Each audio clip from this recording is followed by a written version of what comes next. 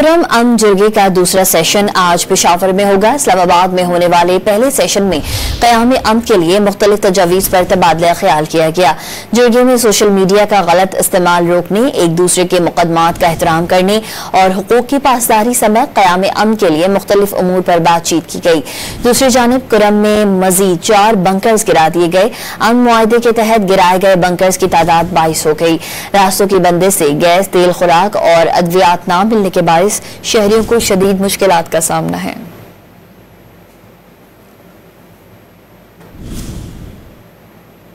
अम के लिए मुख्तलिफ तजावीज़ पर तबादला ख्याल किया गया।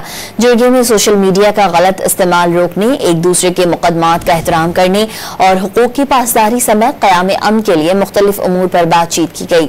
दूसरी जानिब कुरम में मजीद 4 बंकर्स गिरा दिए गए। अम मुआहदे के तहत गिराए गए बंकर्स की तादाद 22 हो गई। रास्तों की बंदिश से गैस, तेल, खुराक और अद्वियात न मिलने के बायस शहरियों को शदीद मुश्किलात का सामना है।